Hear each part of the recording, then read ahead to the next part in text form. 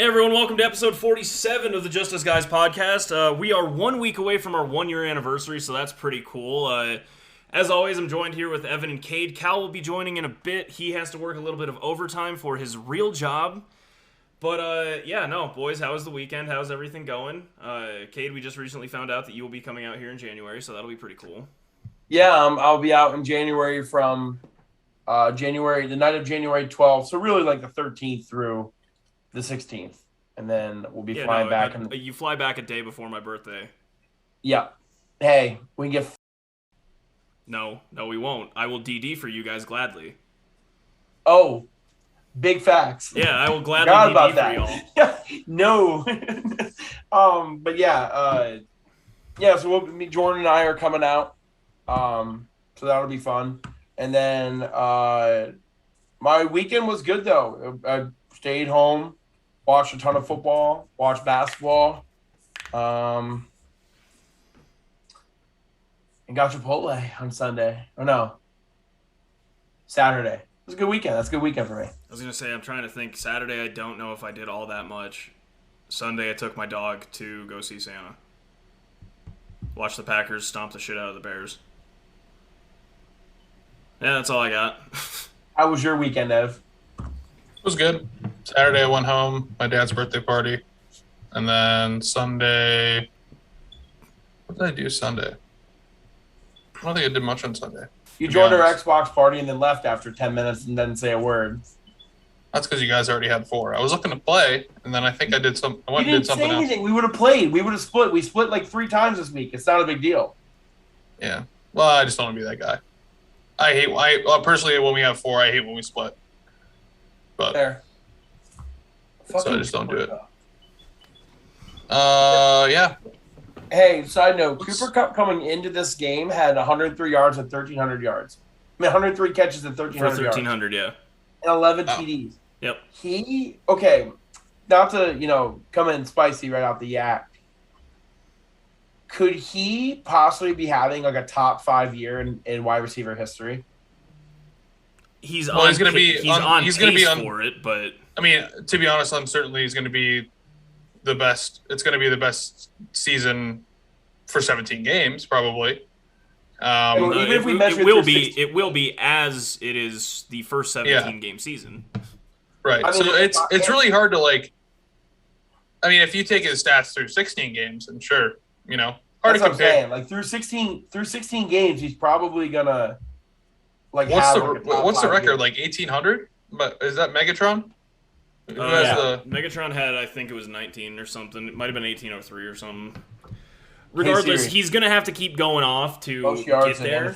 Yeah, and with OBJ being on the team. I don't give a shit about Odell. Odell's been targeted like times and has like 3 catches, so. Right. That's over his last 2 weeks. 9 targets. Those 9 targets could be to Cooper Kupp. You never know. Yeah. I'm just saying there will be some targets that are to Odell instead of Cooper, where maybe before they signed him, Cooper might have. Well, I mean, Robert Woods was still there. I think Robert Woods is a bigger impact than Odell, but. Yeah, definitely. I agree. I think Odell's a cancer. I'm just saying the reason why they signed him is not to put him on the bench. They're going to throw the ball. No, originally, if Robert Woods was healthy, I would say absolutely. But since Robert Woods is gone, it's less volume to everyone else. So you're removing an entire piece. So Do they even pick up OBJ if Robert Woods is healthy? Yeah, Odell was signed an hour before it actually happened. Yeah, he was really signed when they were at practice. Yeah, Odell signed the contract, and then an hour later, reports were coming out that he tore his ACL. Gotcha. Oh, also, this episode is brought to you by air. 100% of people that have breathed air have also died, so take that what you will. But that's our sponsor for today's episode. So, air. What? 100% of people that have breathed air have died, so today's episode is brought to you by air. Keep breathing. I thought we actually had a sponsor for a second. No, not at all. I just got tripped out because I was over here Air? What company is Air? And when did I miss this? Breathable air. Yep. But yeah, without Cal here, we don't have a Cal's Corner question, and Mile High questions usually take place tomorrow. So we don't have that. So, yeah, let's just hop into it. And I think the biggest question mark right now in the NFL is Urban Meyer going to keep his job after this year? No. No. No. No, he's. Is he the biggest scumbag in sports? Yeah. Brian Kelly's right up there with him. Yeah, I agree with that. But the thing about Urban Meyer is that he's publicly scummy. No, publicly for sure. But also Brian Kelly's just a giant piece of shit. But I think Urban is currently worse.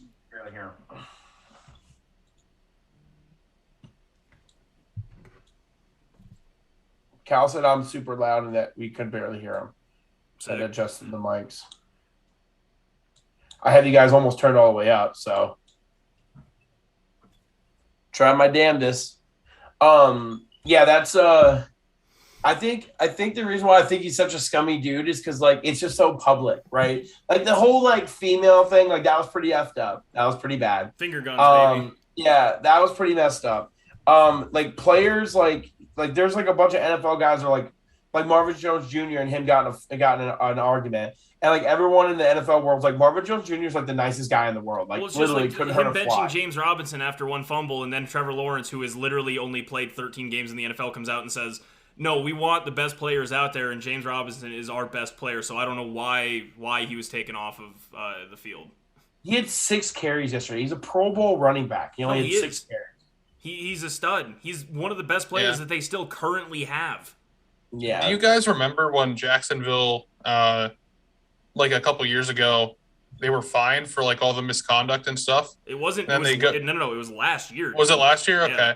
And then they go and fire their coach, everybody. Clean house. But the Cons who own the team. Cons aren't going. And then, right? Yeah, they're not. But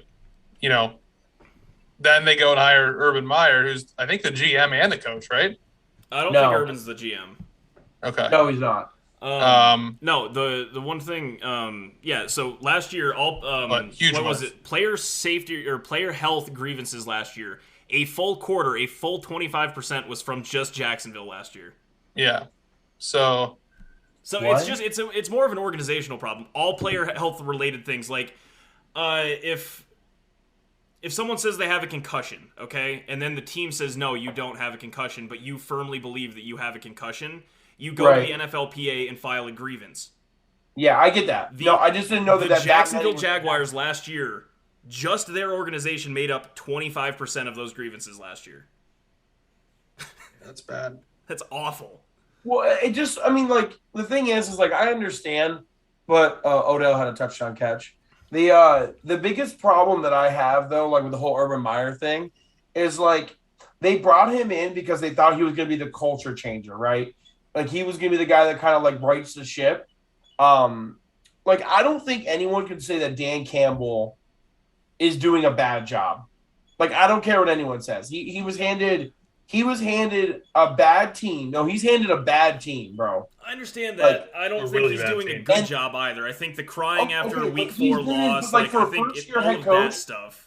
With a bad team, he's put them in places to win games. They just didn't win games. They've lost a lot of close games. They lost a lot of close games. They should have beat the Steelers and they should have beat the Ravens. Okay, at most they're a 3-win team. I'm fine with that. That's what the Jets are right now. I mean, yeah, I'm fine with that. But like, no one's saying like Robert Salah is doing a bad job. Is what I'm saying. There have been people saying it. Well, that's just because it's New York, but not because like everyone knows that the New York Jets are nowhere near like a 500 team, like as a roster. So I'm just saying, like Dan Campbell, like you can see that like the team wants to play with Dan Campbell. Like they go out and they fight, even though they were 0-11. Like they were literally a player or two away from being 10-1. Yeah, no, I'm talking about when they were 0-11 or whatever, 0-10, whatever it was. Yeah, like I'm just saying that like they still went out and played being a team that was getting like literally was losing every game. Like I don't feel like the Jaguars even like want to play for him. Like it's the complete opposite of what the Jaguars. After the finger guns thing, they lost him. Like after the chop house shit, he was done. And that was like week 4. And now there was rumors. There was rumors today that I saw on ESPN that after the game, a bunch of Jacksonville players were talking about how bad it was to the other team when they went and shook hands. I'm sure. I mean, dude. Okay, so look at it this way.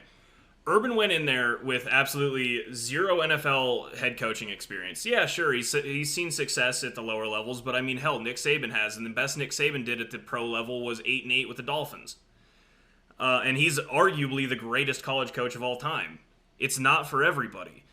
But the problem is, I mean, he just doesn't understand how to do it. Like, the reports are true. He came out and confirmed that he was calling other coaches on his staff losers. What have you done? Yes. You're losers. I'm a national champion. He called himself a winner and that all of his assistant coaches were losers and literally said... Because they haven't done anything. Prove your resume to why you're not a loser. Justify... Like, Cade, special teams coach, justify right now why you're not a loser to me. Tell me. I'm a national champion. I've won. I've been there. I've done it. I would literally... You know what I would say? I'm that dude. What are you? If I was a coach, I'd say, first off, you hired me, so that makes you a loser. And second off, I'm a special teams coach in the NFL. In the scheme of life, I'm a winner. Period. I'm a winner. Like I've made it to the top of my. You have one of 32 potential jobs in the entire world as a special teams coordinator. You're now quieter and they're louder. You're really knocking this out of the park. Well, it was whatever. No, I mean, like, you can't legitimately do that, and then also, like I said, bench one of your best players who has been there, and then your rookie quarterback, who you're supposed to be mentoring and guiding on this whole NFL Pro Tour thing, is coming out and saying, no, he's a dumbass. We need this guy out there. He's one of our best players. And another crazy thing is, and the reason why I don't know how he doesn't make it to the end of the season. I mean, I don't know how he will make it to the end of the year. There's no way they get rid of him halfway through. No shot. I mean, we're only got 4 weeks. Yeah, there is the rule change where you can now start shopping coaches 3 weeks left. So if it's going to happen, it's going to be soon. It's going to be happening, right? But the problem is that, like, for me, the way that I look at it, they hired him for Trevor Lawrence too. Like that, it was like a combination, right? Like they hired the head coach because they wanted to pair him. They could have hired any head coach that they offered, but they hired him because of Trevor Lawrence. Dan Orlovsky brought this up today. Jim Caldwell still is without a job. He is the last head coach for the Detroit Lions to ever get them to a winning record. They were 10-6 under Caldwell, and then they got rid of Caldwell. He still doesn't have a head coaching gig since then. That's all the criteria you need, in my opinion, Evan. I don't know about you, but if you're 10-6... If you carry the Lions to a winning season, arguably they had to have had Megatron on their team. They had both of them, but they've also gone 0-16 with both of them, so... Right. So, I mean, there has to be some recipe for success. He knows what he's doing. Eric Bieniemy, who has been coaching Patrick Mahomes the last 3 years, was an available option. And you went with Urban Myers, who, on top of it, this blows my mind even more. Like, the whole Chop House thing, regardless of what you want to say, regardless of the finger guns, him just ass-blasting some 19-year-old co-ed, regardless of your opinion on that, the dude didn't fly back on the plane with his team after getting embarrassed on national TV. Like, he was like, no, I'm gonna stay in this state, and I'm gonna actually go to my bar, go out, definitely finger a chick that I should not be even remotely talking to, let alone, like, she could be my daughter or potentially granddaughter. Right. But I'm gonna do this. Like, it's just, it blows my mind how you're a brand new head coach, you're supposed to be building rapport with your team, and that's the decision you make after getting up on national TV. Doesn't make sense to me. Yep. Yeah, like, he's an idiot. He's one of the worst coaches I've ever seen in the NFL. Just from a decision standpoint, man, it's truly absurd. It's the small things that, like, the common sense that he doesn't have, and how makes me wonder how the fired. Really, I mean, just because he was on TV and has a national championship in college. Right. Listen, it's the same thing everywhere he's gone, though. He's literally been a fiery tornado everywhere he's gone. No, he goes there and leaves just a pile of shit. The only one he hasn't left a pile of shit at was... This dude go ahead. Hired someone who was domestically abusing his wife. And, like, there was an open... And then just left Ohio State hanging.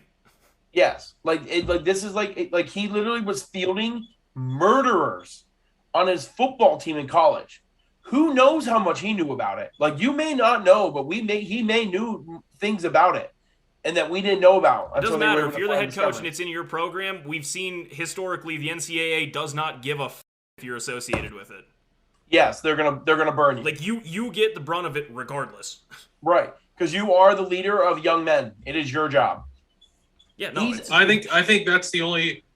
Like I said, that's the only gig he can coach is kids, the young men. But can he where though? you fully control their entire lives. Like you can't walk Right. in. And You cannot plus walk up to another man that is making the same or more money than you, and tell them like straight up, you're a disappointment. Your family hates you. Like that's not how it works. Guys like, and that's the reason why when people say stupid shit like fire Tomlin, that they're dumb as hell. Because Mike Tomlin, even though they might not be the best football team this year, Mike Tomlin's one of the best coaches in the NFL because he can make people like being a player's coach is hard in the NFL. It's hard. To be fair, Tomlin, we might need to have this conversation at the end of the year, but like their culture is bad right now.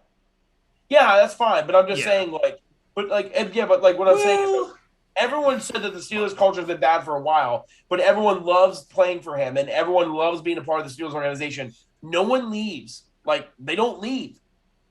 No, and again, I understand that, but like Claypool, like just going back to last year, like Juju last year, Claypool this year, it was AB and Le'Veon. Like there's a cancer there. There's cancer there, and that does fall on the coach. Absolutely, 100%. I wouldn't say necessarily that like cancer. It's a distraction. There's players that are allowed to have a longer leash than others. I wouldn't say that there's a cancer, and I don't think Claypool or Juju have earned that. Yeah, AB wasn't a cancer until woohoo. Moving people around. Will you just let me move, Evan? Hey everyone, Cal's now joined us. So if you hear a random voice, that's just Cal. He's finally here. What I'm saying is though, like Ty, is if like AB and Le'Veon Bell weren't. I mean, Le'Veon Bell was more of a cancer than AB was before AB went off the handle. But yeah, no, after the concussion, AB flew off the handle. That's what I'm saying. Like after the concussion and he sat out of the game when he could have played, that's when shit got bad. Which he was on the way out the door anyways. But like Le'Veon wasn't a cancer other than him like not stopping smoking pot. Like he just wouldn't stop. He wasn't. He just sat out. Like it wasn't a cancer. It was more of a distraction. Not a cancer. Again, okay, you can apples to oranges. Like yeah, are they different? But they're still a problem. 100%. Absolutely. 100%. I mean, Claypool this year, I think, is just like Ryan Clark said. He's just underdeveloped. Like I think, and that's what I'm saying. He doesn't have the right to call out Tomlin. Say we need music at practice. It'll get everyone going more. Dude, you're a paid athlete. Get yourself going. That's true. That is such a dumb statement, by the way. Yeah. I don't know. Listen. Like I will give the man credit in this field. A lot of credit. Tom Brady does not have to prove anything to anyone ever again. Like, he has nothing to prove. He can do whatever the hell he wants for the rest of his life. But what I will say is that I do find it extremely impressive that he can still wake up every single day wanting more. Like, there's a special drive in someone like that. Like, there's no way in hell, if you're a 24-year-old wide receiver, that you don't wake up in the morning and say, I need to go earn mine. I need to go earn mine because I want to get paid. Right? Yeah, like, how do you not do that? Like, you can't tell me Justin Jefferson doesn't wake up every day saying, like, I'm going to be a top 5 receiver in the game so I get paid like I'm number 1. No, I mean, that's the you know what I mean? Like, you can't tell me that's Devontae Adams is a perfect example. Devontae Adams is, dude, he almost got cut by the Packers after his second year because he was dog shit. And then he worked his ass off and is where he's at now. And his whole thing is, I don't care who pays me, but I am getting paid. Right. Like, that's just what it is. He put all the work in. He earned it. Yeah, that's just what it is. Again, he almost got cut from the Packers after his second year because he was not developing at all. And then between his second and third year, he worked his ass off and is now what he is. Claypool was also benched for some of the antics that he happened during the game as well. So Tomlin did make changes in that aspect. And you can't control the player getting up and dancing after a first down. Yeah, you can talk to him about it, but that's on the player. That's not the coach. That's what I'm saying. It's just a distraction. We're not specifically saying it's a Tomlin problem. It's more that like this whole thing started because like just Urban is just a more. Yeah, I'm listening though. Yeah. No, I would say though a professional culture is on the coach, and Is on whether the that's coach, yeah. you know, Yeah. Tomlin can do so much. This isn't a shot at Tomlin. But there's also multiple coaches in this league that have distractions on their teams from their star players. A lot of big franchises do. Between Chase Claypool and a star player, big difference is what I'm saying. But it's still it doesn't matter. It's still a player making a mistake. Chase Claypool's a star player for us, not like yeah. But what I'm not saying the NFL. But what I'm saying is though. But so you're saying someone, if they're accomplished, should have a larger leash because they're better. They 100% do. Yes. Yeah, but you're saying they should. Not Yes. should, but do. I definitely think they should. I don't know. I mean, I think everyone there's a lot of strives to players be that deserve. Like, I think there's a lot of players. Okay, let me ask you guys this. Like, there's a ton of players in the NFL that don't practice throughout the week. Maybe 1 or 2 days go. Yeah, Big Ben's one of them. Big Ben's one of them. What? Big Ben is one of them. Right. But Big Ben's a different reason. He's because of like age and like that's limited. Well, and he's accomplished. I'm talking. Fine. Yeah, he doesn't need to practice. I'm talking like there's like I'm saying probably right now Justin Herbert probably doesn't take a live snap during practice one time during the week. Not once. I would heavily disagree with that. Herbert but that's every that's what I'm saying. Team. But that has nothing to do with someone being a problem on the team and it being the coach's fault. I hate had that. a bigger leash because T.O. was a dog. Yes, I hate the whole 100%. notion of being able to have like a larger leash, because when you're like that big and you're that good, you should be leading by example, right? So, I mean, that's my point. Why? I agree. I'm just telling you that that's not the way it works, though. That's all. Yeah, we know. Look at Aaron Rodgers. I agree. Yeah, it should be that if you want to have something successful where there's absolutely no like, there's never going to be not a distraction, but that's how it should go. Why do I think DeAndre Hopkins has been the best receiver in the league the last 5 or 6 years? Is because he's done it without any issues at all. Zero. None. Not true. That quarterback play. But what's his face? Bill but O'Brien. Is that Bill O'Brien's fault? I mean, is that because of Bill O'Brien? No, it's because that's the person he is. Yeah, right. Absolutely. But That's what I'm saying. They're grown adults. All coaches. He's never been They're grown. They're bad quarterback play. Like had a good quarterback, had a bad coach, gets traded, wasn't supposed to get traded, should not have gotten traded, and he just keeps putting along. Yeah, 100%. It's all about. They're all grown ass men. They don't need babysat. That's what I'm saying. It's not the coach's fault all the time. There's definitely times. All the time. I'm not saying that. No, I'm not saying you are. I know, but I'm not. We start bringing up something about Mike Tomlin, like we're getting defensive. That's not what we're saying. No, I'm saying this over the whole thing because if you want to be honest, the same thing could be said about Matt LaFleur with Aaron Rodgers. Like, what do you want? Like, it's all. Why? Why don't I agree? It's the same thing. It's not though. It was Aaron season wanting to okay, but it's Aaron's on. If you want to talk, but like Aaron's on other radio shows, pretty much, saying whatever the hell he wants. That's a very fair statement. I agree with that. But he was. I'm trying. LaFleur, but I'm trying to exactly that's what I'm trying to do. About the play Claypool didn't say anything about Mike Tomlin either. I'm just saying to the mere fact is it's not Matt culture though by wanting to play music at the. Ty, you're not letting me. I'm saying it's not Matt LaFleur's fault. Is what I'm saying. It's the player. It's a grown ass man making a mistake. That doesn't mean it's Matt LaFleur's fault. Is what I'm saying. Okay, then yeah, I guess we're agreeing at the same. That's what I'm trying to say. I just think that Aaron that is 38 is different than Claypool that's 24, and why? Tomlin has more influence on a 24-year-old than LaFleur has on 38-year-old Aaron Rodgers. What I'm saying is I mean, they're grown. It's just numbers. They're grown adults. They should be able to function in a society themselves. I think me at 24 compared to me at 27 is a completely different person. Okay, if we're going to talk about Aaron Rodgers, we're going to talk about Chase. You're still an adult. Aaron Rodgers, 100%. You're still going to jail for murder for the same amount of years if you were 24 or you're 38. Okay. That's not okay. Aaron Rodgers 100% could have and 100% did fracture the culture in Green Bay when he was away from the team. 1,000%. because players were getting asked every single day whether he was going to play with them, if he was getting traded. Did you demand a trade? He's on news shows. He's on Pat McAfee's show. Yes, he did call out Matt LaFleur for the play call to go for the field goal. That 100% did happen. And joked it still happened, though. It doesn't matter. It still happened. Okay, one instance, yeah. It doesn't matter. It doesn't matter. It still happened. I'm just saying. Yeah, let's get on with it. Like, I don't Okay, understand. you're the one holding it up. You're holding this up because I had to repeat myself 3 times. No, what my thing was is that we get defensive over the team that we're talking about, and Ty's getting defensive over the team that we're talking about now. So it's the same thing. That's all I was. It is a connection. But you guys are interrupting me every 30 seconds.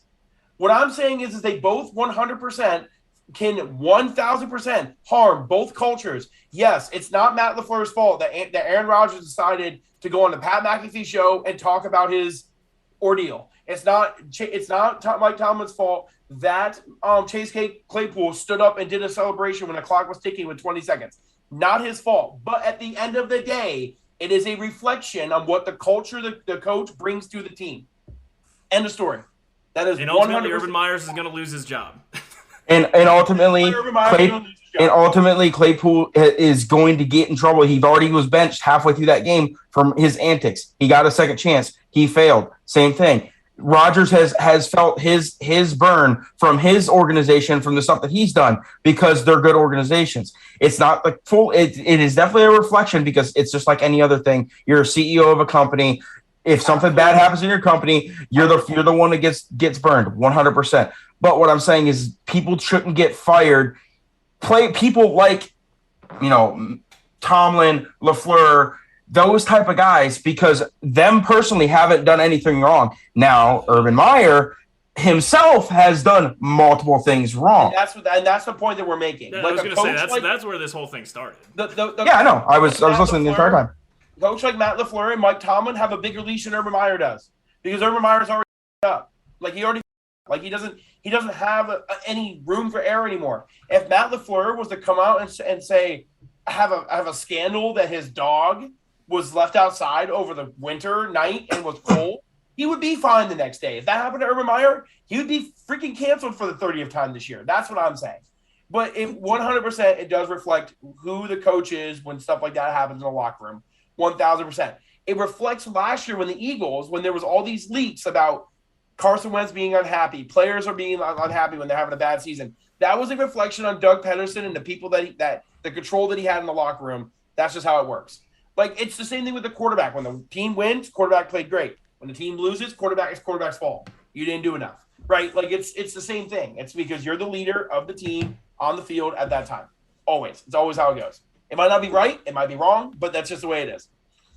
All right, then, let's just stick with the AFC North and talk about how it's a giant dumpster fire, and I can't wait to watch the last 4 weeks unfold. I'm so excited for the last 4 weeks. There's not one clear winner. No, it's whoever goes 3-1. It's exactly what I thought it was going to be. No, it's whoever goes 3-1 over the next 4 weeks. That's it. Do we know what's going to be up with Lamar, too? Do we know what's going on with him? They said it's just a high ankle sprain. He'll be playing against the Packers. He's playing next week? Yeah. I mean, if he plays on a high ankle sprain, it's a high ankle sprain, and he's playing. He is listed to play against the Packers. They already came out and said he will be playing against the Packers this Sunday. Mm. Yep, and the thing is, let's see if he's any limitations, and see if he actually has to win with his arm. If he has to win with his arm, he's fucked, because our secondary is a stud and our defensive front. I mean, they're gonna get beat anyways. Yeah. They're gonna get beat anyways. Packers opened as 6.5-point favorites in Baltimore. Yeah. There's some dude on the Packers. What is this? What's Alexander's number? 23. 20. Who's 21? Because he's Eric Stokes. He's a rookie. Yeah, they were saying something on ESPN today about Stokes having the least completion rate versus him or something like that. Over 50 attempted passes in his direction. He has the best incompletion percentage. Just to give you the exact from Georgia. Just to give you the exact update on Lamar from 3:30 today, it's that they're going to monitor him over the next few days, but he is still listed as questionable. So, yeah, they've already but the thing is, they already came out and basically said he is playing. Yeah. I even think he himself has said it, but yeah, for medical reasons, they have to say that he's questionable. Yeah. But yeah, where are their schedules because I wanted to talk about this because it really is whichever one of them win the last 3 of their 4. And I think it's the Steelers. I'm all in on the Steelers winning out. Listen, I don't think we win 3 out of the last 4. I do. I think you go 2-2. I've said that for the last since we started talking about this earlier this week. Yeah, so I mean, I think Steelers are at home with the Titans, then they go to Arrowhead, then they play the Browns at home, and then they go to Baltimore. I think they get smacked by the Chiefs. I think there's a good game against. I think they'll beat Tennessee at home. I think we beat the Titans. I think we can beat the Titans because they're not that great. I think you bully your little brother in Cleveland, and I think that the Ravens are just too decimated, and the Steelers win that one 3 of 4. Steelers win the North. And then losing the first game. No, whoever wins the North is losing in the first round is my prediction. I think if the Bengals get to it, I think they could win I think they could win a playoff game. Well, who is the 5th seed right now in the? Well, they would have a home game, so I give them more credit there. But the Bengals are extremely sporadic. Extremely sporadic. So right now, potential 5th seeds. The entire AFC is completely sporadic. Yeah. Right now, potential 5th seeds are the Colts, Chargers, or Bills. That would be the North Division, which is hilarious. Player. Like the Steelers, if they win out, do have a home game, and in the playoffs in the first round, it'd be the Bills, Chargers, or Colts. Love playing me the Bills again. If we make it. Yeah. I mean, the Bills are the most one-dimensional team in arguably the history of the NFL. Let's see. So then it's like we were last year, 32nd in rushing. I think the Bills are very good. Yeah, we'll get to that one. But so the Ravens, the Ravens might lose out legitimately. The Ravens' last 4 games: at home against the Packers, in Cincinnati, at home with the Rams, and then at home with the Steelers. They might lose out legitimately. Mm-hmm. Like, I can see the Ravens going 0-4 here and finishing last in the North. I bet the Ravens too. I wish all of that pain everyone's going to go 2-2, in my opinion. Everyone's going to go 2-2. Because the Ravens can definitely. Well, who they play after the Packers? Cincy. I think the Ravens will probably beat Cincinnati, and it's the Steelers game's in Baltimore. It's in Baltimore. Dude, Cincy smacked the shit out of Baltimore already this year. I know. They're just so all inconsistent. That's why I say it. No, I hear I'm trying to look for that tweet. It was funny. Is that it said Cincinnati beat Baltimore. Steelers beat Baltimore. Cincinnati beat Baltimore. Cleveland beat Cincinnati. Cleveland beat Baltimore. Cincinnati beat the Steelers. Cincinnati beat Baltimore. Like, literally, there's not like it's back and like everyone has lost and won to at least one of the teams. Like, it's crazy. So here's Cincy, because again, I do believe Cincinnati is the most talented team left in the North. Well, they're the most not as injured either. Well, that's kind of a part of it, but I also don't trust them as far as fucking Joe Burrow can throw a football. Our whole defense has been decimated. I mean, we haven't had Joe Hayden in 6 games, and it can show. T.J. Watt, when he's there, is the best defensive player in the league when he's there. Cam Hayward is trying to play every single snap and do as much as he can. It's tough. We're really hurt. Do you remember how good of a season Devin Bush had, Cal, his first year? Yeah, he sucks. No, now he sucks. Miserably. Bad. Also, this is the Bengals' schedule to close out. They play here in Denver this week. Then they have at home against the Ravens. They play the Chiefs at home, and then they play in Cleveland for Week 17. They can go 1-3 right there, though. But that's the thing. No, but that's the thing with Cincinnati is I can see them. Mark my words, losing to Denver this week, but then beating the Chiefs in 2 weeks after. Probably. Like, that's the type of team they are. It's like they can come out and literally lay an absolute egg like they did against Cleveland and score 8 points, and then go score 40 on Cleveland. I mean, on the Chiefs. Yeah. Like, so Cleveland has Las Vegas, the Packers, Steelers, and Bengals. Cleveland can go 0-4 as well. Yeah. I think they beat the Raiders. The Raiders have fallen off them. Raiders are a miserable joke anymore, but yeah. Yeah. They shouldn't beat the Packers in Lambeau on Christmas Day. That just shouldn't happen. Who do we play this week again? Who do the Steelers? play? Play the Titans. Yeah, Titans. Titans. And then who the Ravens play? The Packers. I think all three teams in AFC North win except for the Ravens. I think all three win this week except for the Ravens get beat by the Packers. I think Steelers beat the Titans. I think the Bengals beating the Broncos, and I think the Browns. Who the Browns play? You said again? Raiders. The Raiders. Yeah, I think three of those teams win, and I think the Ravens lose. Okay, well, if all three of those teams win, that springboards the Bengals into first, and I think then it's just basically like a half-game lead. Yeah.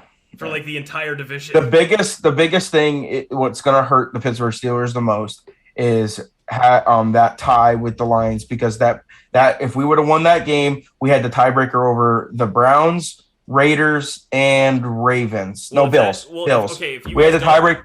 We had the tiebreaker over all three of those teams in the wild card, except for the Raiders, because they're not there. But they had the Bengals, Bills, and Raiders. Really? Let's go. I had. In my personal opinion, I don't know why you guys are so high on the Bengals. I really don't have that much faith in them. They just have the most talent on like that. To me, that eye test says the Bengals are the team, but I don't trust them either, Kate. It's just the eye test tells me that, and I gotta trust. I don't trust. I have to go with something other than just blind faith in the Steelers, which I do think the Steelers are going to win. I do not think the Steelers are going to win the division. I think the Ravens are dog shit. I think the Ravens are still going to win the division. I don't see that happening at all. I think the Ravens. Think they go 1-3. I think the Ravens end up winning that game yesterday if they would have played. If Lamar plays. I mean, dude, they were down 24-3 at one point, and Huntley brought them back. That's what I'm saying. But Lamar had 1 point in fantasy. He had 18 yards. Didn't he go on in the first quarter though? That's my point, and they still came back. Yeah, I know, but I'm saying I think it would have been a closer game throughout the game if he would have been playing the whole time. I don't know. I don't have faith in. I don't have faith in the Browns. So you just don't have faith in 3 of the 4 teams, and you think the Ravens are going to squeak it out? Is that where you're at? The only thing I can think is after hearing their schedules is I think the Ravens will find a way to win the division at home against Pittsburgh. I think that's what's going to be. I don't even know if that one's going to be for the division. It could be Cleveland and Cincinnati, legitimately. Oh, I know. I don't think Cincinnati will, because you just told me their schedule. Well, then the Ravens play the Rams. They play the The Ravens are not guaranteed shit. They have 2 division games and they're out. No, I think the Bengals do. I think Bengals have the easiest schedule. Yeah. Who do they play again? The Browns. Raiders. Yeah, go ahead, go. Raiders, Browns. No, they play Denver. The Cincinnati plays Denver this week. Yeah, Denver, Chiefs, Browns, and the fourth one is the Ravens. Yeah, I think they have the easiest one. Over Tennessee, Kansas City, Browns, Ravens? Yes, because Tennessee's a actual playoff team. Number 2 seed right now. Yeah, they're an actual playoff team. The Raiders. This is the hardest schedule left in the AFC North today. The Ravens are. No, the Steelers. And then the Ravens. ESPN what rated are the that Ravens today. Again? Ravens, Packers, Rams. Steelers, Browns. I think so. Yeah.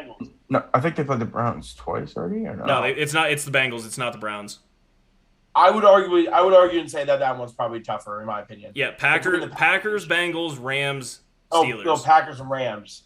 Yeah, the Ravens are fucked, man. I don't think the Rams are going to win. I don't know. It's a shitty. They're not. They're all just above average teams playing against each other right now. It's a very it's a mess. I would say the Packers are slightly above average, but I could be wrong. No, what? I was saying the AFC North. Oh, okay. I thought you were talking about the Ravens' schedule. I was like, wait a second. The Rams and Packers are above average or average? Not one of those teams are a top 10 team in the league by any means, and they're all in that 20 to 12 range. Well, no, and that's what my point is. I think whichever one squeaks out 3 wins in the last 4 weeks, 100% wins it. If they all go 2-2, I think the Ravens still lose out. I really do. I think the Ravens maybe go 1-3. Yeah. And that would put them at 9-8. And I mean, yeah, 10-7 is going to win this division in my opinion. And the thing is they've been competitive with each other, but they've just been so sporadic out of their conference. No, there's like, there's zero consistency out of those four teams. Like the Steelers, like they'll play good games against the Chargers, turn around and tie the Lions. Like the Browns Bengals lost to the Jets. Then they blew out like Denver. Like I mean, the tie the Lions, Big Ben wasn't playing. We had Mason Rudolph as quarterback. I mean that one's an asterisk. There's an asterisk. Still, it's an asterisk there. You still tied the worst. Definitely. We held an NFL team to 16 points. We only scored 16 points. I mean, there's an asterisk there. Okay. But that also means that the Lions defense held you to 16 points. Yeah, that's what I'm saying. We had Mason Rudolph as our quarterback. What does he mean? No, I just think that this AFC North thing, I am so from an outside perspective with no ties to it, I'm so excited to watch. It's actually funny because whenever we usually are talking about like how competitive it is, it's usually because like the Steelers and the Ravens are like 12-2 going into like the final stretch. Yeah, right. But this is the definition of competitive. Where all four teams, all four teams are a game out of the playoffs. You may not be competitive with the NFL, but you're competitive with each other. It was like the AFC or NFC East last year. It was a fucking shit show to see, but goddamn was it not entertaining. It was four bad teams duking it out for a title. Yeah, but the difference is there's four mediocre teams in this one. Right. Mediocre. It's just, at best. It's crazy. Other than that, though, like the playoff picture goes, I mean, NFC's pretty much locked up with division winners at this point. The West is still up in the air a little bit depending on the game tonight. I'm telling you right now, I hate to say it, but I know the Packers are the Packers. They're gonna do well. Yeah, I mean they're gonna lose in the Arizona. championship game. Arizona's gonna do well. The Rams are still don't know what they are, but they're still good. They're the Bills of the NFC. But I will tell you. Let me tell you what. That 49ers team scares me. I do not want to play that team. They're not even in the playoffs. I literally said that. Yeah, they're not in the playoffs right now. The 49ers. No, that's the scary part. Is they're hitting their stride right now. No, they're quietly winning games against good teams, just nonchalantly. No one's talking about them. They're just going through, winning by 10 points each game, just being quiet. Not causing no harm. Yeah, like they're hitting their stride right now. They play the Falcons, the Titans, the Texans, and the Rams. Yeah, that right there is 2-2 at worst. Yeah, and that'll put them at 9-8. Yep.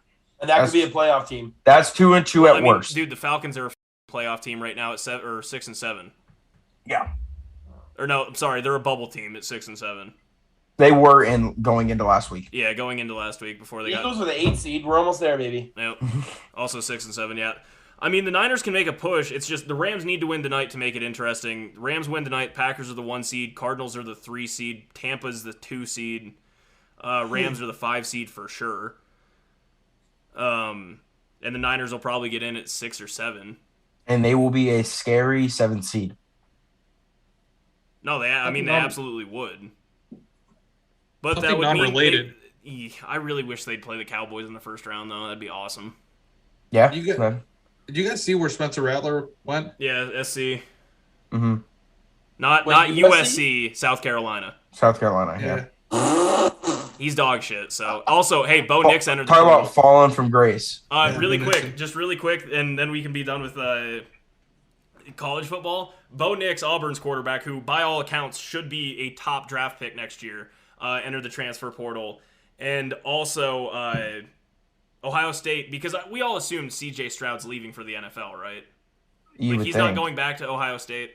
I mean, how can? Yeah, what do you mean, guys? He's a true freshman. Yeah, he can. Okay, so he's going back. Okay. So by rule, he has to go back. Yeah. I retract my statement, but he would, if he was a sophomore, be going to the league. Yeah. I mean, you're not a Heisman finalist and don't go to the league. Speaking of the Heisman finalists, did you hear the shade that Hutchinson threw to him in his when they were talking to him at the beginning? That was great. Did you see the absolute outrage that people had about Desmond Howard tagging along with it? He didn't play along with it, yeah. Yeah, which is completely normal. He's a Michigan guy. It was great TV. Great TV. Yeah, no, that was awesome. But yeah, Ohio State's 5-star recruit at quarterback that was going to take up the mantle after CJ is entering the transfer portal as well. So he's probably going to go to he's at Texas. He committed today to Texas. That poor dumb bastard. Well, he's from there. I He don't was give a originally- shit. he The originally- Longhorns are trash, dude. Hook 'em.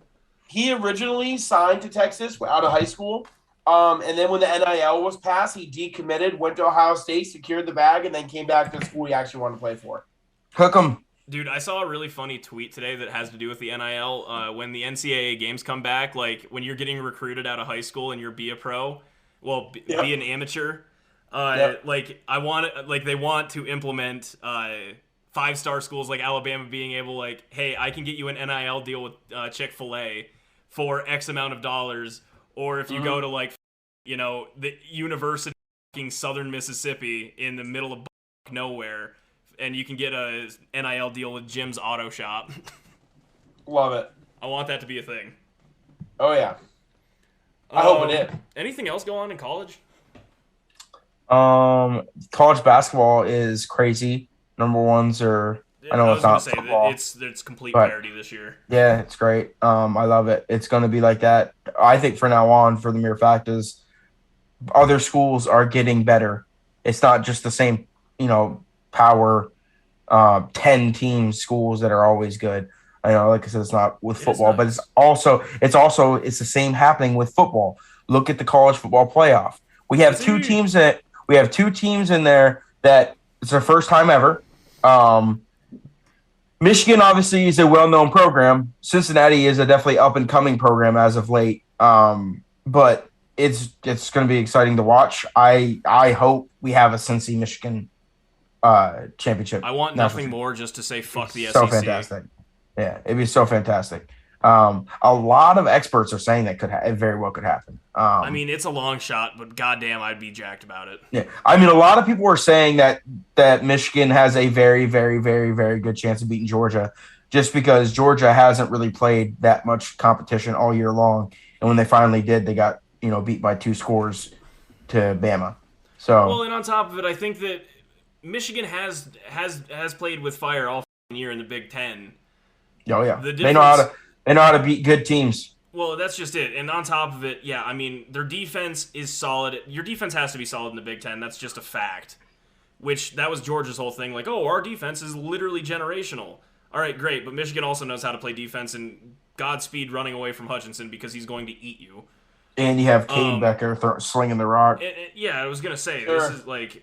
I mean, Michigan's offense is no slouch either. I mean, they can put up. They scored 42 points back-to-back games against Ohio State, and then in the Big Ten Championship against Iowa, who, by all accounts, didn't know what offense was. The only reason they were 10-2 was because of their defense. Yeah. Yep. So it's not like they can't score. Like Michigan opening, I think it was like a 7 or 8 point dogs. It blew my mind a little bit, but SEC bias, I get it. It's actually great. Are those games played on New Year's Day? Yeah. Is that what it is? Yep. Yeah. Also, Ohio State lost finally. It didn't make the playoffs, and they still get to play in the bowl. Yeah. It's bullshit. Against Utah? Yeah, Is it's that who it Utah. is? I think Utah blows their wheels off, man. We saw what Oregon did to them. I genuinely think Utah wins that game big. Let's see. Like, Utah has an air raid offense, and they know how to score. So yeah, if you weren't sure, I'm putting a lot of money on Utah. Also, really quick, just to circle back to the NFL, because I do want to talk about this. We talked about it prior. The people that were here early on YouTube probably saw it. Josh Allen is worth every single cent of that $40 million a year, and the Bills are dead. Like, I mean, that game's a blowout without Josh Allen. He had 500 yards of total offense or close to it. Yeah. Like, Josh is that dude. I would say that the Buffalo Bills are the complete definition of overreaction, like, for one season. I think as a team they are, but Josh is the real deal. No, I'm not they just put all their eggs in one basket and have nothing else. It was the Packers for like 5 straight years when Mike McCarthy was there. It was like, hey, Aaron, go win a game. Yeah. Yeah. They're 1-4 against above 500 teams. That's not good. That is the Rams. You were right in that comparison then. Yep, it's literally the Rams. They are the Rams of the AFC and the Rams of the Bills of the NFC. No, the Rams are actually, I think, also 1-4. Like Josh Allen played well after the score got out of hand, and they were able to kind of beat up a soft defense. And he did everything he could. I mean, you got to give it to him. He ran for over 100 yards, had touchdowns, threw for over 300. The dude was doing all that he could. I mean, he literally left the stadium in a walking boot because he was that hurt. To be honest with you, the Bills are the definition of you can't win one way type of team. We've seen the good teams in the NFL. We've seen them win on the ground. We've seen them win in the air. We've seen them win controlling the ball.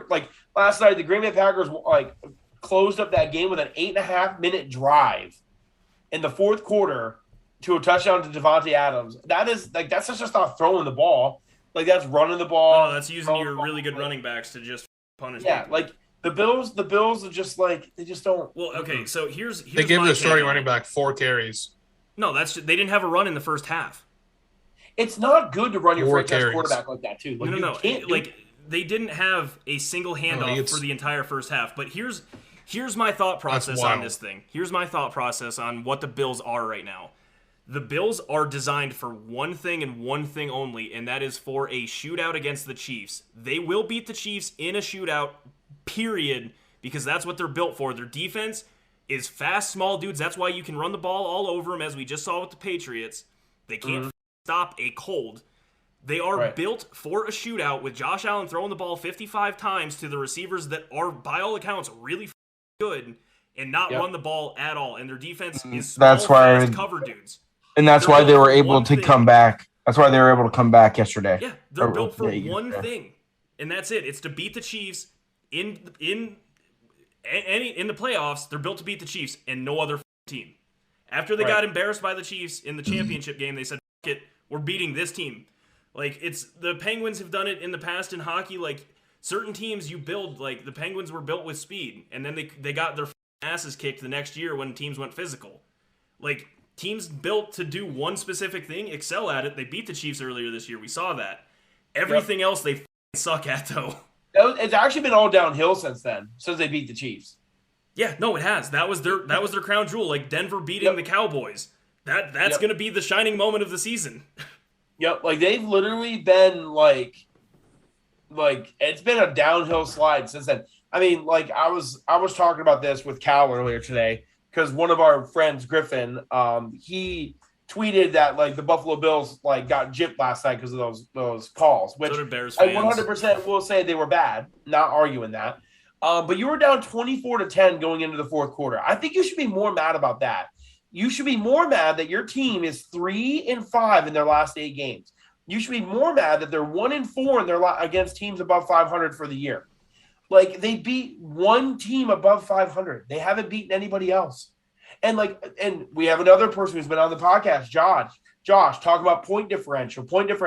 Yeah, well, when you play against the Jets and you beat them 35-0, congrats, man. Like I said, but then when you got to go on the road, and you got to win a tough game, one tough game, they have to win one tough game against Tampa Bay, or they had to win a game against, I don't know who they lose to last week. No, the Patriots. We're not having this conversation if they also just beat the Jaguars. Yeah, you got to beat one team that with above 500 record, and you were. And I understand they went into overtime, but they were never in that game. It was for the first 48 minutes. They were not in that game for 48 minutes. That is not you cannot be mad that your team didn't get a holding call in overtime when you were down 24-3 at one point. You just can't. I mean, in the last 4 games, they played 3 playoff team caliber teams, and they got beat by 30 against the Colts. They forgot about that. They won scored 5 touchdowns that game. Like I said, they can't stop the run. They won by designed to beat the Chiefs. They then won by 30 against the Saints, with Trevor Siemian as their quarterback, whatever. But then lost to the Patriots, and then lost to the Buccaneers.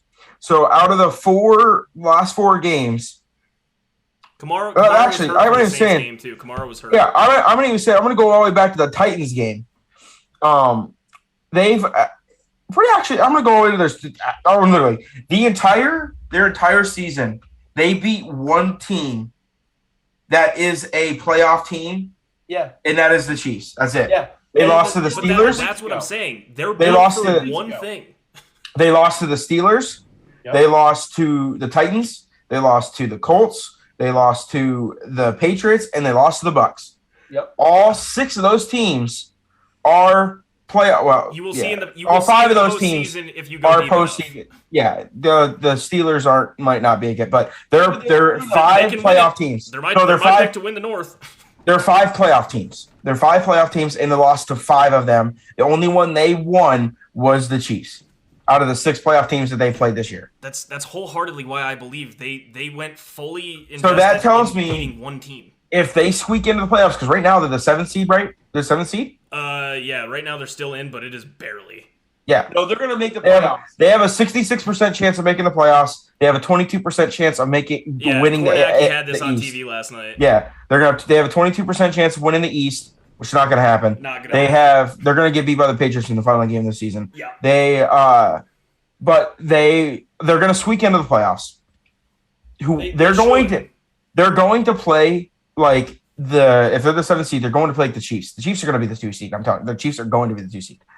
It's going to be the Patriots and then Chiefs. They're going to play the Chiefs. I think they beat them. I honestly do. I think that's the only thing they have. I'm taking because I don't know who's going to come No, up. the Chiefs are a better team this time around, though. I think They're they a are much too. better Their team defense, than- like I've said, I don't know who's gonna. Their defense starts playing at week 13 on. I think that the Chiefs will open as like a 2.5 point favorite. In Arrowhead, they already have gone into Arrowhead and won. It'll be a little colder, but it's Buffalo. Like Yeah, but I'm saying the No, Chiefs but their are much defense, better. the Chiefs' The defense is actually starting to. no, it's way better now. Yeah, The it happens every year. They do this every year. Chiefs' defense Yes. was not great. They were not playing well. And then when the Buffalo came to town again, they gave up 17 points and won by almost 2 scores. I think it was I thought they blew the Chiefs out. No. I'm talking about No, in the playoffs last year. Oh, same thing happened. And the Bills were a better football team last year than they are this year, by far. I would say So- last year they were definitely a better team. Also, losing Tre'Davious White was a huge thing that I didn't think was as big of a deal as it clearly is. Yeah. He's Oh a yeah. top 5 corner in the game. Yeah, Definitely. no, losing him was huge apparently. Yeah, it'd be like you guys losing Kevin King. Playoffs, I guys. hate you so The Buffalo fucking Bills much. will make the playoffs because they play the Panthers, Patriots, Falcons, Jets, which is like the Bills have had a cakewalk of a season, and Except for the 6 teams that I mentioned off, and they were 1-5 against those 6 teams. right, but other than that, though, they played the Dolphins, they played Washington, they played the Texans, they played the Dolphins, the Jags, the Jets, the Saints, the Panthers, the Falcons, and the Jets. So they literally played 10 teams that are not very good, not great. Like the Dolphins, they've gotten better. But the Dolphins, when Dolphins they played have gotten better. The Saints are no slouch, although they're up in the air depending on who's quarterbacking. with the Saints, the team that they fielded when he played were not good. No, like I said, they were starting their third string quarterback and didn't have Kamara. Yeah. Right. Like It was not fun to watch on Thanksgiving. Horrible. Right. The Saints won this week, though. They won pretty well, pretty They handily. had Kamara had touched the ball 34 times. They also played against someone bad. Who was it? Holy fuck, 34 times. They played against someone horrible. I can tell you. I got it. One second, I'll tell you right now. I will tell you right now. They played the Jets. Jets. Jets, exactly. Okay, yeah. Zach Wilson Exactly. threw 42 times and only completed 19 passes. Jesus Christ. Yeah, Kamara. No, it was- 27. Hey, Zach Wilson's real stat line, 19 of 42. speaking of stats, a huge developing story. Cade had a huge, almost Drew-type lock situation with the whole Trevor Lawrence interception over-under bet that we had at the beginning of the season. He only had 10 going into last week. He had 4 interceptions on Sunday. Guess who had the Titans defense?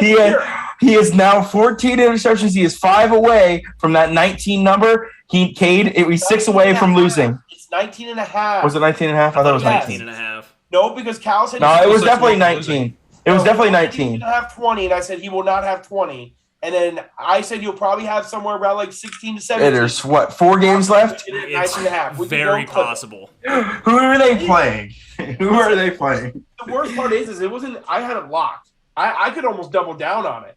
That's how good it was. And he threw 4. Jacksonville's last 4 games. Are 2 easy teams and 2 hard teams. Patriots and Colts alone. Yeah. They got the Jets. They He's got the gonna- Texans. He might Jets. throw 7 against the Patriots. Belichick eats rookies. Oh, he does. And then they got the Colts to finish out the season. He might throw 7 against Bill Belichick, dude. That's not a joke. He might just... Did the Raiders really do like a team huddle on the Chiefs logo and then get blown out by 40? Yes. All week they were talking about how they were going to do the same thing they did last year because they went into Arrowhead and won last year, and like the buses circled and that whole thing. So yeah, pre-game they did a whole team huddle on the Arrowhead. Oh, and by the way, boys, remember when we did our predictions and crazy things for the year for the NFL season? Yes. Remember when I said the Colts are going to be Super Bowl contenders? Hey, I said Chargers. They have quickly moved up to the currently 6th seed, so they are there. And Carson Wentz loves the playoffs when he's there. I'm here for it. Where is played that? One game. Exactly. He loves it when he's there. And they have that's a good game this week. Ooh, they got a tough. Well, they got 2 tough games right back to back coming. They got the Patriots. That'll be a good game this week. That'll be a really good game. Jesus Christ, I was all over the place on these predictions. I have them written down right here. You guys want to hear what I had? 14 weeks ago now? No. Yeah, let's hear our progress. Where are we at? I don't know about you guys. I wrote mine. I have mine written down. I have MVP Josh Allen. That one's out the window. No shot. Offensive Player of the Year. I had Tyreek. Not gonna happen. No. Defensive Player of the Year. This one's still up in the air. TJ Watt. Can happen. Best player in football when he's on the field. My Offensive Rookie of the Year. I had Rondale Moore just because he was like plus 8,000. While not bad, not Offensive Player of the Year. That's Mac Jones for sure. Yep. Defensive Rookie of the Year. Unfortunately, Micah Parsons has locked this up regardless of what Surtain does because I picked Surtain. Surtain's been playing really good lately, though. Good, but it's not Micah Parsons level. Really good. Really good. I had the Bills. That one's a mile off. Yeah. My Super Bowl prediction was the Bills and Packers because I want to see still that. Very there. That's still there. And my surprise was Chargers make a deep run, and I said at least the divisional, if not the championship game. Where are they stand right now? Yeah, they're 8-5. Where do they? They're the 5th or 6th seed right now. They're the 5th. They're the 5th. They're the 5th seed. Yeah. Yeah, I felt very good about it. I know. I had Wentz as the MVP because that was just my, throw it out there. What? Did I say Kyler for MVP? I mean, you're a front runner, so yeah. I did say Stafford. You did say Stafford, yeah. I said the Rams win the Super Bowl. I said Stafford would win. Rams best record, Rams Super Bowl, and Stafford for MVP. Yep. You were heavy on the Rams. Player of the year. Yeah. You might even put though. You might have put Donald on the defensive player of the year too because you just went. No, we all you had, just went we all so had, dick all four first. of us agreed TJ. We all said TJ Watt. And you said Derrick Henry. Kate, you said Derrick Henry is offensive player of the year. And if that, which I would have got, Yeah, offensive player of the year right now is Cooper Kupp, 100%. Yeah. Okay, question though: if Derrick Henry didn't get hurt, do we think it's Derrick Henry for him? It's Derrick Henry. Derrick Henry. Yeah, he was on pace for like 23. Quite literally, I right now with the way that this season has gone with players cycling in and out, I think this would have been the best year and probably the most likely year that Derrick Henry would win the MVP. No, I completely agree with that because again, he was on pace for like 2,300 yards. Well, listen, Derrick Henry's still the 8th highest fantasy scoring running back through 14 weeks, and he only played 8 of them. Played like 6 weeks. Yeah, he hasn't played 8 of them, and he played only 8 of them. That's how good he was. It took Jonathan Taylor, for as good as Jonathan Taylor's been this year, it took him 2 weeks or 3 weeks to pass him. I think it was 3 to pass him. Yep. Officially. Yeah, and also, if it wasn't for that groin of his, TJ Watt was definitely sniffing Michael Strahan's sack record. So sniffing it. I still think that he gets player of the year as long as he doesn't get injured anymore. He was You cannot give defensive player of the year to a fucking rookie. It's going to tilt the shit out of me. Listen, it's like I was saying this to Cal. It's so tough to give it to him because if the Steelers don't make the playoffs, like there's just team success narratives around these awards. Like end of story. Like we're not going to team success. We are not going to lie and say that isn't true. I'm not saying he doesn't deserve it, but I'm saying if the Steelers don't make the playoffs, I don't think he wins. You're probably right, because the Cowboys are making the playoffs regardless, which means it's an easy lock for Micah. And like, say if the Browns make the wild card and Myles Garrett. See, I was telling Cade I don't think Micah gets it. I think if anyone that's not named TJ Watt, it's Myles Garrett. I mean, what the f is Aaron Donald doing this year? Is he just having a pedestrian year with like 10 sacks? Yeah, he's just being quiet, but he's still having a career for any other defensive tackle in the history of the football. But he's just being quiet. Like tonight, he had that tipped pass that was an interception. He had that tipped pass that was an interception. So disgusting from the middle nose tackle. Still a good year. Yeah, I mean, so good. Like I said, he just had that tip pass for that was an interception just a second ago on the goal line. He's one of those guys that even if it doesn't show what he's doing like on the stat sheet, he's affecting the game almost more. That dude for the defensive player of the year is still probably going to get 4 or 5 votes.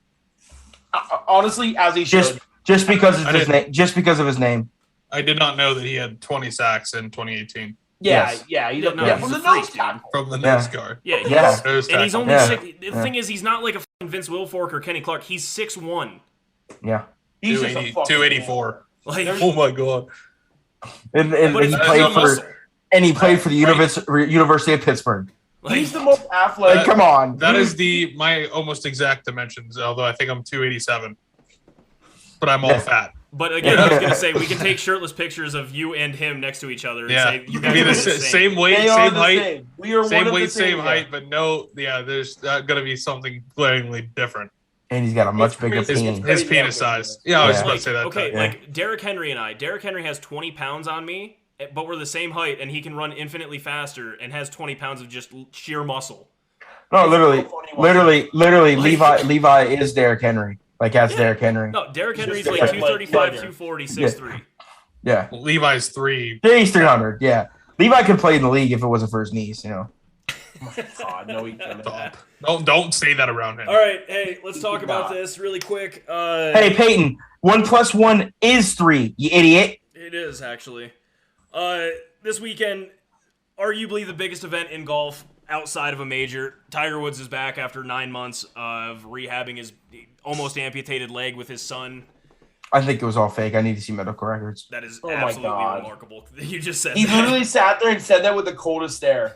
Like could not be more. I believe it. You just said that. I believe it. What did he say? Oh my God. It was all fake. I need to see medical records. Did the Mafia need him to go away like they did with Michael Jordan back in the 90s? No, he was part of the name that should not be the Illuminati? named. No. Jeffrey, last name. Oh, Jesus Christ. Actually, I could see it. Wow, so was looking Alec Baldwin, or whatever his name was. Who was it this week that just came out? He just deleted everything. It wasn't Alec Baldwin. It was another famous actor. He just deleted all of his social medias because his name showed up in, and we're not going down this path, but that person's diary of like the journal, the ledger that he has of all the names that were involved. I don't know who you're talking about. Pop culture. Yeah, it's pop culture. It was. I can't remember the actor's name. Baldwin's the one that shot the guy. It wasn't Baldwin. He looks like Baldwin. Kind of like looks the same. No. It wasn't Kevin Spacey, right? Yes. No, it wasn't Kevin Spacey. That would make sense. That makes sense. He should be on that list. This like 3 years ago. He should be on that list. He probably is on that list. You guys keep talking. Was in the diary though. Yeah, you guys keep talking. I'm gonna find this because this was spicy. Well, no, it's important. But yeah, no, I don't know about you guys, but I'm not doing Saturday. My Christmas party's Saturday, so I'm plopping my happy. I'm excited to watch Charlie. I'm more excited to watch Charlie than I am Tiger. I've seen Tiger play 1,000 fucking times. Charlie's the one I want to see. But I like watching them both play together. Like I enjoy that and the conversations they have. Oh, I got a serious problem. Why?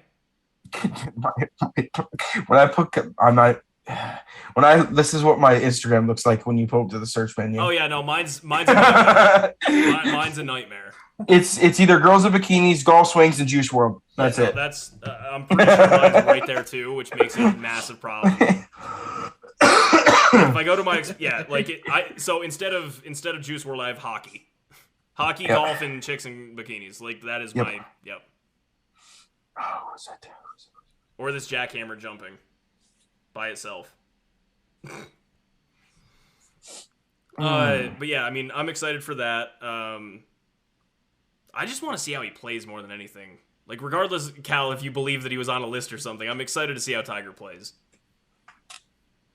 They asked Tiger what his swing speed was like today, and he said that Charlie's swinging it faster than he is right now, technically. What? He also said that Charlie hit a growth spurt, and he moved back a tee at Medalist, and he broke 80. He's Good to know that the kid's already better than me. He's 8 years old. Wait, Charlie's only 8? He's like that. He's not that old. He's older than that. I thought he was he's like 13 or 14. I don't think he's 13 or 14. I don't. Here, I'll Yeah. look it up. We have the internet. He's 12. It was Baldwin. Yes, it was Baldwin. Alec Baldwin deleted his Twitter account. Are we It sure was that's not revealed for the shooting actor's someone? No, it was revealed that the actor's name was in Jeffrey Epstein's directory. Interesting. Okay. I keep an knew eye it out. was. I knew it was him. That son of a bitch. That blank shooting bastard.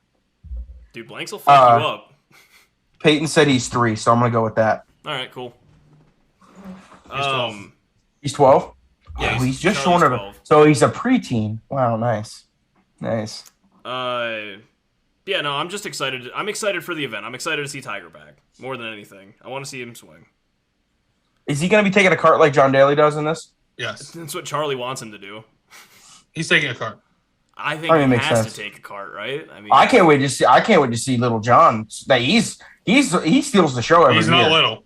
I know, but they not- call him that. I mean, they call him that, but he John Jr. beats that some bitch. JJ. Beats it. I bet he hits it over 300 now. Oh, easy. He was hitting over 300 last year, pretty sure. And dude, he's like 16, 17 years old now. Yeah. I mean, he's just short of making. He's just short He's of got deciding to where be he's playing. Yeah. He's gonna be deciding where he's playing here next. Where did John Daly go to college? I can't remember where he played. It had to be I'll tell you. Georgia or something stupid in the South. Has to be. I will believe nothing else. Arkansas. Told Yeah. you. Yeah. Sorry, Kansas. Arkansas. It's Did, where Brandon lives. Did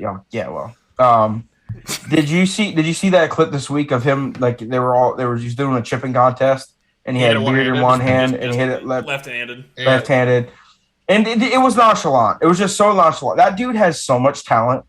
It's not even funny. Like Pretty sure he it's skull fucked disgusting. that chip, though. I'm not going to lie. No, he It pitched looked, it it perfectly. looked like he hit it then. Did you see it spin? He That was perfect. Handed one-handed. Shut the. He skull fucked it. He What an clipped idiot. that fucker. Why did you post it? He did post. He don't even have social media for Pete's sake.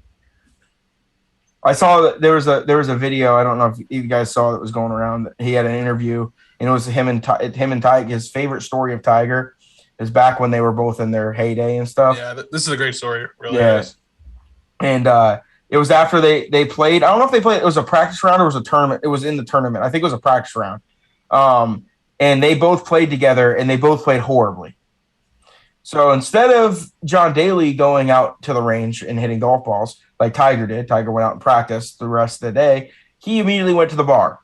He proceeded to drink 3/5 of Crown at the bar. Tiger? No, John. John Daly. Okay. And every time that Tiger would come through, John Daly tried to get him over to come get a drink. He's like, no, I can't. I gotta go a putt. I gotta go hit ball. I gotta whatever. Tiger full well knowing, knows that John Daly is supposed to sing. I can't remember what song. It wasn't the national anthem, but he was supposed to sing a song at the dinner of the founders of the company that's hosting the tournament. So Tiger's just letting him just get absolutely plastered. Okay. And Tiger also knows that they're supposed to their pairing is together tomorrow morning. So Tiger just let him get plastered. Finally, he goes up to him. He's like, "Hey, John, you realize you got to in about 15 minutes you got to go sing in front of all these the donors and everything for this tournament." John's like, "What?" He's like, I thought he was joking, but he's like, "No, you were nominated to sing." And he's like, "Okay, whatever." And Tiger's like, he doesn't know that I actually could sing. He's like, he doesn't know that I'm actually pretty good on the strings, So everyone's in all 3-piece suits, decked to the nine. He comes walking out in the clothes that he played in that day.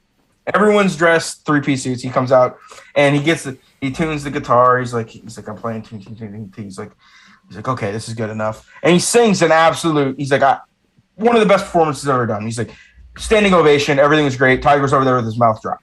He's like, what the hell? They wake up the next morning. They're paired together, and he goes, "I went out there hungover as all get out, and beat him by 6 or 7 shots. He's like, the entire time that I was playing in the round, I was drinking Diet Cokes in a styrofoam cup, and Tiger kept asking me what I was drinking. He goes, "Oh, just Crown and Diet Coke." And he's like, "You can't drink Crown on PGA Tour; they'll kick you out." But I made him think that, But I ended up beating Tiger by 5 or 6 shots that day, and he was very shocked and very upset. But he's like, sometimes I told him after the game, throughout the rounds, like sometimes you just gotta let loose. Tiger gotta let loose. He's like, at the end of the tournament, he's like, I think Tiger beat me that week, but that day, I beat him hungover. It was like my favorite Tiger story of all time, because Tiger was playing head games with him the day before, but so was John. He's like, he didn't know that I was playing him back, and that was the best part. It was so funny. I would have killed to see those two back in the day, like two complete polar opposites. No, obviously John Daly didn't have the success that Tiger did, but he did plenty well for himself. But it is so funny. It's almost very similar to what DJ was, compared to, like, say, someone like Jordan Spieth, who's like more straight arrow type stuff. DJ to Rory. DJ Rory, yeah. Rory's going. That was nowhere near the story that I heard. But you didn't hear that? Well, which one did you hear? Oh, I thought it was kind of the same one. You started off about the same, where John Daly was drinking at the bar. He tried to get Tiger to come drink with him. Yeah. And Tiger said to him, "If I had as much as talent as you had, Daly, yeah, that too. I'd be right where you are." Yeah. And then he left. They went, and Daly beat him the next day by 5 or 6 shots. And he comes up. He's like, "Hey," he's like, "What were you drinking last night? I'm gonna have to go try it," or something like that. Yeah. He said that too. That was part of it. Yeah, it's the same story. Yeah, it's the same story. But no, it's just fantastic. It's great. I love it.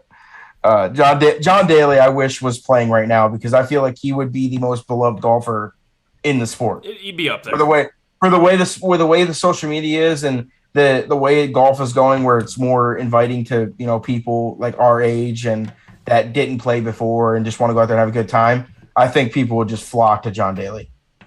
It would be. No, John would be huge right now in today's social media area. If we got prime John Daly right now, yeah. Is JT and Mike playing? Yes. Is he? The defending champs, yeah. Yeah. Well, they should be. Also, the Rams are definitely going to win this ball game tonight. There was a Barstool this is huge for me, exclusive. There's a Barstool exclusive. If you opt in, you put at least a $30 bet on the money line, you got a free Barstool Sportsbook beanie, whether win or lose. Solid. But I didn't do it. But I think so I'm going to lose to Ty. Yeah, big time. Levi's already lost. So yeah, that's something we got to bring up. I mean, like, we talked about this beginning of the season. I was going to wait until most next of you guys week, know. but... Yeah, I know, but most of y'all know it happens. It's deciding tonight. You honestly mounted a very valiant effort, coming in. I mean, you won three in a row? Nah, 3 in a row. I won the last 3 in a row? Yeah. I mean, I came in 2-9 on the year and won 3 in a row. Yeah, Ty was in the basement. I mean, he was I was pretty much. I was. Yeah, we all were ready just to watch Ty do the the punishments of the fantasy football league, and but he put a valiant effort he almost got me in there. I mean, we're gonna finish the same record, but I was gonna win the tiebreaker. You have me by like 300 points. Yeah, but. Yeah, Levi came down to between Ty and Levi this week. You guys, at some point, we're gonna be posting the video of whenever Levi does it, of him doing the NFL Combine drills as the punishment for our fantasy football league, taking last place. Yeah, I mean, I have 171 points right now. It's the highest I've scored all year. Yeah, well, it was I need to score. If I score 136, I'm in the playoffs, I think, or either that or it's either 136 or 141 because. The tiebreaker is going to be with the tiebreaker's points, right? Points scored. Points scored, yeah. So me and Peyton are really close. Yeah, no, I have no right of being in here, legitimately. And then, I mean, I would play either Bob or Maurice. I'm gonna score roughly 170 points this week and lose. So I need Connor to have another touchdown or get a touchdown or something. some more yards. So the last 3 weeks, I've scored 154, 134, and 171. Yeah. Like I strung off these 3 against Peyton, Garrett. Peyton and Garrett are up, aren't they? But yeah, they're both in the playoffs. Peyton's on the edge. Peyton's on the edge. Well, isn't Garrett like first or Garrett's third locked or something? in. He's 4th. He's the 4th seed. He's locked in. Beat him, and then beat Evan this week. Had no right of being there. So we're gonna be posting a video of Levi doing a combine drill sometime. He goes, all I care about is if you guys edit it and make it with cool music in the background. I that's what he said. Levi's gonna have no issues putting up 225. He doesn't do it very often anymore. He doesn't do it very often anymore. He's a big boy. He'll get it up at least once. It's just gonna be the mile is gonna be interesting for him. He goes, I don't think there's a mile or whatever. Yeah, the 40-yard dash will be fun. 40-yard dash. Well, I mean that's nothing crazy. No, but just watch him. He goes, I'm doing it shirtless, and you guys can't tell me anything. The only part of the combine that I would have trouble with is benching 225 for sure. The 3-cone shuttle drill will not be fun. The vertical jump will be horrible. The vertical jump would be kind of embarrassing for us. Yeah, it's embarrassing, but we can do it though. The broad jump will be kind of embarrassing. It's honestly, out of everyone in the entire fantasy football league, he's the best one to get it because he's done all those drills before. He's done those drills, yeah. He's done all those drills before. Maurice would have been as bad too because Maurice played college football a little bit as well early on. He wouldn't have been as bad, but it would have been really funny for one of us. I just wouldn't have been able to bench. Everything else I'd have been all right in. Yeah, I would have been able to complete everything else, but the 225 would have been. I'm just gonna hold it there and just re-rack it and say I tried. Yeah. Like straight up, I'm just gonna hold it there for a second and just like re-rack it and be like, I'm done. I can probably get one, honestly. I'm not even gonna try and just watch my leg shake on video as I try to struggle to get one. I'm just gonna re-rack this own bitch and call it a day. Yep. So that's gonna happen. Unfortunately, look, there's still a half left. Like Zach Ertz and James Conner could. It's impossible. Fucking nuclear. But I still have Stafford playing as well. So. I mean, no matter what though. Well, what's the point difference between you and Levi?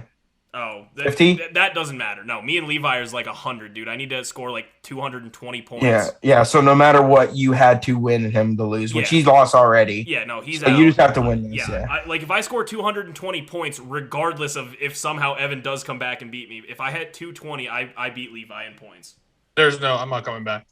I can't. You win. Well, I mean, Stafford almost just threw another touchdown, so.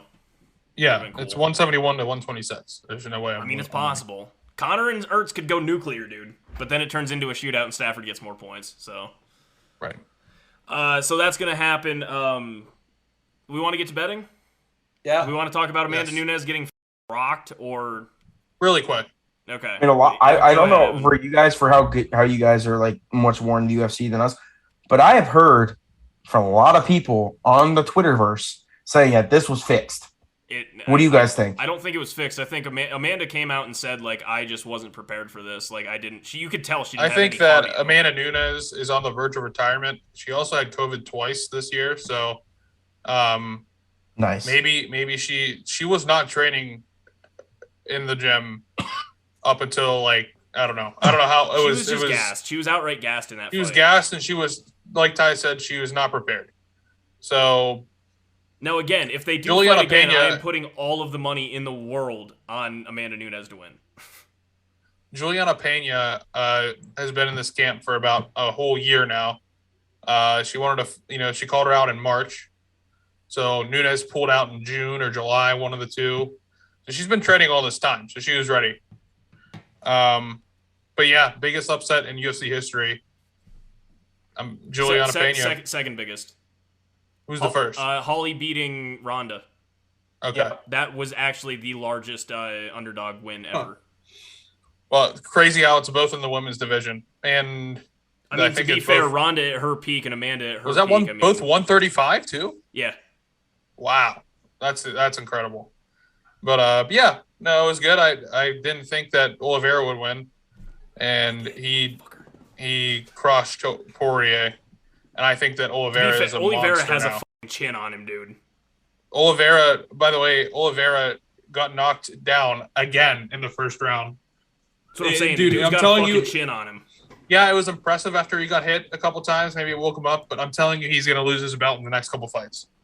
I mean, I think I will, like, I think Gaethje puts his lights out. I think Gaethje just punches him with a cinder block. Unless Oliveira uses his grappling like he did versus Poirier. Also, to be fair, dude, I don't know how many people can take those knees that Poirier took. He took like 4 solid knees. Poirier said it was in the press conference after there was only one solid knee he felt. So, and I know which one it was. It was the one that hit him like right here. Right. Yeah, though it was the right side. That's what he said. Yeah, absolutely. That one went straight, like he had like into his rim. They were in tight grappling, and Oliveira just threw that knee, and it was just solid pain, contact. Dude. I'd be literally on the ground. Oh for no, 2 days. I'd have broken ribs. Yeah. No, I called Oliveira by submission. I won a shit ton of money on that because I definitely put $40 on it. Did you really? Yo, big time, bud. Nice. Dude. Yeah, I think I lost 150 on UFC this weekend. But yeah, no, the old lady goes, "You're really bad at betting," because I was like, I was about to put my entire account on Amanda Nunes. All it takes is one. And then all it takes is one. I was like, yeah, no, I got this guy by submission, and I just jumped up and started freaking out. She was like, "Did you win?" I was like, "I just won a lot of money." A standing rear naked choke. It's awesome. I've never seen that. I've never seen that happen. He's done it before, but I know. I didn't think he was going to win by rear naked choke, standing on or literally monkeying on Poirier's back, but I'll take it. With that being said, let's get to betting. Unless we have something else to add. Also, Kai Kara France is definitely going to fight for a belt. I took him by points. I'm so pissed. That is unfortunate. But Cody Garbrandt definitely was not ready for the speed of the lower weight. I hate Cody Garbrandt. He needs to retire. Dude, he's fine at his own weight. He just dropped weight. Looks healthy, by the way. Doesn't look like unhealthy at that weight. When you drop weight, you do like he's not as fast as those smaller guys. You lose your chin too. He very clearly did. Like he got rocked a couple times. Bad. Also, Sean O'Malley. It's that like Dana White already said he's not going to get. That was the only fight that I won. But yeah no, I Sean O'Malley won't fight. He won't fight a ranked opponent until he gets renegotiated. Yeah, it's a joke though because the dude is good. And he's a great personality for the sport. Everyone loves him. Yeah, everyone loves him. I thought Paiva was worse than his last opponent. I did too. Yeah, although he rocked both of them, so it doesn't matter. Sean O'Malley got paid $200K. Guess what? Paiva got paid. His base was 30. 22K was his base. Jesus Christ. He got paid 26K, 4K from Venom. That's brutal.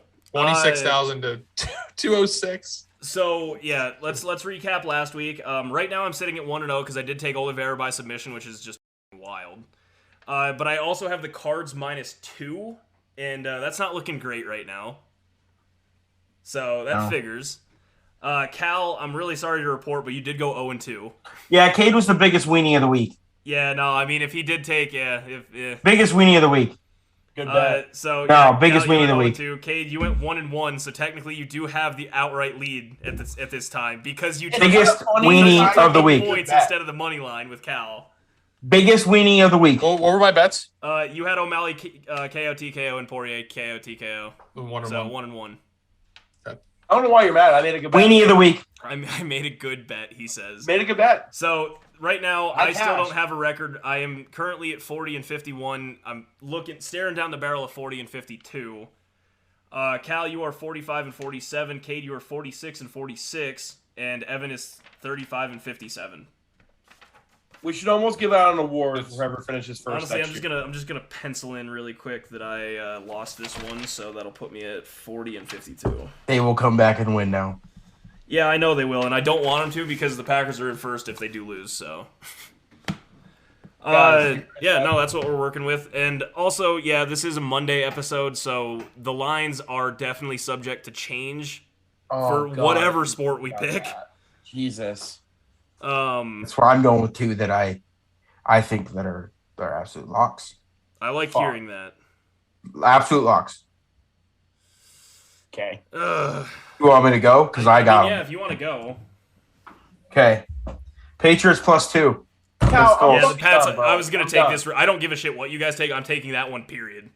Should we just take a pod bet? Everyone go +2 on the Pats. I'm in. Let's do it. Everyone goes +2 on the Pats. I don't understand how the Patriots. Cade's just trying to edge this. He's trying to edge himself, so he takes first. It's bullshit. It's bullshit. That's all he's doing. He's edged himself. It's 2 weeks in a row. It's all he's doing is edging himself. He's a cheating commie mother. Hey. Hey, Hey, by the way, I have Patriots plus 2.5 on FanDuel. Nice. That's first. That's first. By the way, I like hold Bills. on. I figured out why the lines are different. Because the odds are not the same either. So I went in like they had like a half of a point extra tie on It's Barstool. gonna be different. Yeah, it's like minus 104 that's on FanDuel and minus 116 for Barstool. So you just go in and click the alternate spread. It's the same thing. Yeah. You're not getting a better deal on Barstool. No, it's just you're getting more points. It's just what their front facing is, yeah. Yeah. And then my second one, the Bengals +1. I like that one too. Vegas? Bengals. Bengals. I haven't even looked at bets yet. So we're taking the Pats in, right? That's our one bet? We can take it as a pod and tweet it out, but I'm giving it to Cal on his line. Yeah. Cade. No cheating. Also, Cade, your girlfriend is now following my girlfriend. That's good. I'm thinking about taking the Bengals +1. Dude, no. I'm kidding. Do it. Oh,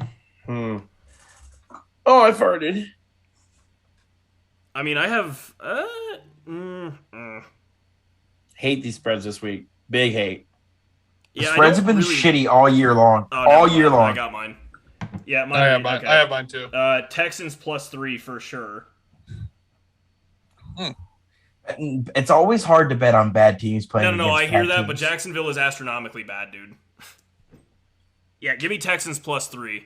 Is Tyrod playing? No, it's Davey Mills, but I don't give a shit, man. Mills. I don't give a shit. They competed with Seattle there for a half of a game. Seattle sucks too. They're not great, but they're not bad.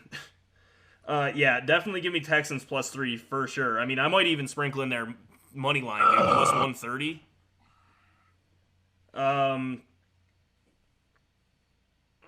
That one's so hard to take, especially in division. Need Zach Ertz to get some balls.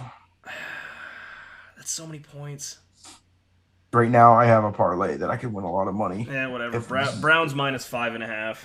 If Ertz catches one more ball for 20 yards, I need him for over 41.5. I hate -5. Ty, there's fights on this weekend, and there's a couple of good ones. Yeah, I thought about taking Derek Lewis KO TKO. What is that? What's the line on that? Do you have it? Yeah. Actually, I don't. No, it's just money line +120 for Derek Lewis. They don't have the actual prop bets out yet. Okay, Yeah, whatever. really. I just. Yeah, fuck it. I I'm taking the Browns bets. off. I'm taking the Browns off. I'm putting Derek Lewis KO TKO. I thought You have Derek to- was yeah. retired. Wasn't he going to retire? No. Derek Lewis? Maybe I think I Cormier. They are both fat. Yeah, Cormier's already. Yeah, he's They already fought retired. each other, didn't they, before? Yes, Cormier Like won. very recently? Like Cormier's last fight? No, his last fight was Jan, wasn't it? His last fight was Stipe. I'm pretty sure. No, yeah, it was Stipe to be the best heavyweight of all time, and then Frankie just rocked his shit. Let's see here. Also, I think Jan Blachowicz is fighting soon. No, he just lost, dude. No, I think he's on a card, man. Maybe it's next year, like March or something. Yeah, I'm looking right now. I don't see it. Nope, yeah, it is. It's March 20th. Yeah, look at that. 20th. That is not soon. It's kind of soon. February, it's right around. February is right around like a 40 goddamn days corner. away. Yeah, it's right around the goddamn corner there. After This is almost 4 months from now. No, it's not. No, it's not. March 20th. We are halfway through. Evan, it's less than March 3 20th is 4 3 months. months from now. March is the third month of the year. What time in March is it, Ev? March 20th. So it's literally like 3 months. from now. Yeah, 3 December months. to January, January to February, February to March. Yes, 3 months. Still, that's still not recent. The calendar's a funny thing. No, Not racist. The Super Bowl is literally 45 days away. Peyton said pencil him in at -5 for the Browns. Yeah, Okay. Look, I don't hate it. I just don't love it. Celebrity pick, Peyton, -5. Write it down. All right. So yeah, I'll take Texans +3 against Jacksonville and Derek Lewis KO TKO. It'll be a TBD as to what the odds are in that. I mean, yeah, I don't. Even if it's -110, I don't give a shit. It's not going to be, dude. Derek Lewis is not favored in this fight. Okay, then he's great. He's fighting Chris Dawkins, who could piece him up. Yeah, no, that's pretty fine. bad. Just it takes one punch, dude. I just got Oliveira's submission. True. Like I'm riding a high right now. I don't give a shit. I'm taking the Steelers +1.5. Evan, it's 2 on FanDuel. I mean on Barstool. I absolutely love. Well, then like, I'm taking +2. I don't care what the odds you are. never bet on your own team. Evan comes swinging.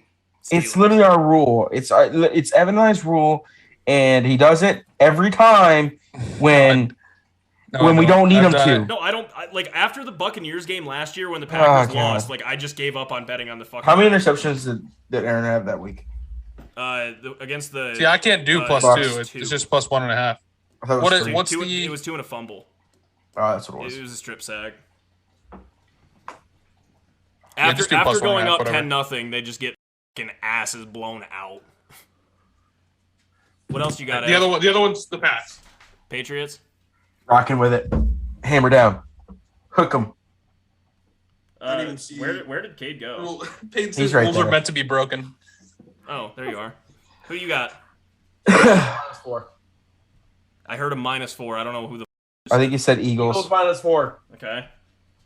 God, you guys are just no, asking for listen, it. Taylor Heineke might be out and Terry McLaurin might be out. No, I'm 100%. I agree with that pick. No, it's I just like that you're picking pick a team. I like the Eagles to win. You're picking your team. You're betting on a team. I hate it. The thing is, though, can't do it. The reason why I'm picking the Eagles, they're coming off a bye. Okay, we've had a week. We don't know who their quarterback is. You're thinking Sirianni's got the boys buzzing. He was talking about the plants. Bro, they already got the boys buzzing. You kidding me? We're 5-2 in the last 7. The boys. Minshew has the boys buzzing. Those Broad Street brawlers are. Who is their quarterback? We do not know. They are brawlers, and they're balling on Broad Street right now. They are going to make the playoffs. The Philadelphia Eagles will make the playoffs, and they will get their ass kicked in the first round, which is perfectly They're going to make the playoffs. They win. Well, they're the 8th seed right now, Evan. They're one game out. With the easiest schedule in the league to finish the year.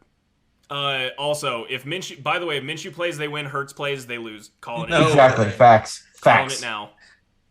They're a Super Bowl team if Minshew plays. Straight up. My God. Who would you rather have right now starting for your team, Gardner Minshew or Mitch Trubisky? Gardner Minshew's the answer. Oh, Gardner Minshew over Trubisky? Yeah. Gardner Minshew. Gardner Minshew doesn't play you out of games, and that's a huge thing. Minshew should start. Minshew does not play you out of games, which is a huge thing. The only boys who are buzzing are the Cleveland Cavs. They are buzzing. Cavaliers are 12-0 against the spread in their last 12. They destroyed somebody again tonight. I did a $25 one to win $5K tonight, 8-teamer. Not as good as last night, boys. Didn't expect it to be. Cade, who do you got? Eagles and what? The Pats. So I'm the only one not taking the Pats on the official spread. What happened to the podcast bet? I thought it was a pod bet. I thought we said that. Yeah, no, that means that everybody we is do taking it it and part we of the take bets. other bets in their plays. What? Oh, Like we all Except agree on for one Cal. bet, except for Cal, because I found it. Got it. Finders, keepers, losers, weepers. Okay, so that's a different bet. Okay, so I need to come up with a different one. Is what you're saying? Yeah, I mean, I expected Okay, Evan to well, as then well. I didn't understand what you were saying. Yeah, I thought we were all for taking it as one. Is like Let a me look separate at it. bet. Let It's me its look. own category. Sorry. But Cal gets to do it? Cal brought it here. No, so Cal yes. doesn't- I found it. That's bullshit. Cal went first. That is Also, bullshit. He's down a game to Cade. I found it. No, you guys are just trying to hold me out of that top spot right now from being a positive record right now. That's what's happening. No. You guys are all. All right, I'm taking MMA bet then. What happens when the Patriots don't cover and Cal loses? Like, Yeah. Yeah, then I would lose too, and then it would come down to one game. I'm probably going to lose. I'm hedging. I'm hedging Cal. Yeah, that's cheating. No. Yes. Hi, there's a fun fact. There's a fighter named Harry Hunsucker fighting this week. Don't- it's a pretty awesome name. Harry Shut the fuck Hunsucker. up. His parents knew exactly what they were doing when they named I'm that gonna kid. take Bengals +1 then. God, Dude, Cal, it's a good bet. No, I'm not taking it. I know. I picked it. I'm not taking that time. I'm not taking the same as Cal. He's just going to bet. Take a money. Take money. Take a money line, you commie, little bitch. Take a money line. Don't get that backdoor cover like the Ravens did last week for you. Good bet. It's absurd. It's a great bet. I don't know what you guys are mad about. I'm going to take over 50.5. Oh, no, wait. That's a Thursday night game. Dude, take the over in the Colts-Patriots game. It's only like 43. Is that 40? Yeah. 46. They both like to score points, honestly. All right, I got one tie for my second bet. Dustin Stoles Fuss. Yes. I was looking at that earlier, too. He's a heavy underdog versus Gerald Mearshart. What? Where are we fighting? Could I get a spelling and name of origin, please? Dustin Stoles Fuss. I think he's. Is he fighting this weekend? Yes. Okay, then I'll just find it At and write it down. at 640. Plus 184. I'm just taking a money line. Is this fight in Russia? I got plus 184. Is that the guy you're talking about? Yeah. Okay. Harry These bets Hunsucker are is so an bad. awesome name. I'm going to take the Minnesota Vikings minus 3.5. Oh, you're doing what the Vikings fans do and put all their faith in Kirk Cousins, huh? Mm-hmm. To just be let down every year. I respect that. Underrated. I love it. By the way, the lock of the night was the over Kyler Murray rushing yards of 27 yards. I think he had that literally on the first play of the game. Quite literally the lock of the century. He got 60 right now. Cade, what's the line with the Vikings? 3.5, 3.5. Actually, you know what? No, God. Ty, scratch that UFC bet for me. Motherfucker. I'm betting the Packers. Minus 5.5. You're betting the Steelers and the Packers, you twat. Yes, because who knows what Lamar Jackson is going to do. He might I love that bet. You got I love that bet. right now, right? Yeah, You, dude. I love that bet. I was very tempting on picking that as well. On God. I mean, look, the Packers are literally 10-2 against the spread this year, so, like, I get it. I hate it, but I get it. Who knows what Lamar Jackson's going to do? He might be out. And I'm telling you he's going to play, but it's not going to matter. If he's banged up and doesn't have his mobility, the Packers are going to eat. Is a Sunday night game? No, it's not the Sunday night game. It's 4:26. 4:25, yeah. So it's the game of the week. Yeah, it's game of the week. It's either got Fox or CBS on it, so. Sunday night game is the Bucks Saints. Oh, also, that Pats Colts game is Saturday. Yes, it's doubleheader. So I think the Raiders play Saturday too, don't they? They do. Yep. The double headers on Saturday. Me and my dad were going to go to that game. Why aren't you? And we need tickets. Who is? Dude, what the f*** is up? I was going to go to the Masters last year. Hey, question: who at the beginning of the year said, "Hey, the Chicago Bears that are in disarray and have 3 potential starting quarterbacks, we're going to put them back to back in prime time from Sunday night into Monday night." The Bears are Monday night again. Yeah, I knew that. But who are they playing? The Vikings. Yeah, it's a divisional, The Packers game I agree with because both games this year were very good. I know the Packers end up. That was not a blowout last night. Neither was the first one, but they just did stupid shit. I thought the Bears were going to win at one point. I mean, my goodness. The Bears did play good Not first for a half. second. Listen, I think the Bears win. if that situation with getting the way that special teams played, if the Packers would have been playing against any other team that was decent in the NFL, no, they lose. They lose that game. Yeah, 100%. I'm not arguing that at all. Yeah. Dude, in the Packers-Bears history, that was the highest scoring quarter ever. There were 45 points scored in the second quarter. It's the second highest scoring game in that series. Yes, scoring game, yes. But, in the second quarter, they scored 45 points. Yeah, they overhit by 20 points, bro. Yeah. The over-under was like 42 or something, like 44 or something like that. Normal, yeah, I think it was 42, 43 points. Yeah. Yeah, the Packers scored more points than the over. No! All right, that's the episode. See you later.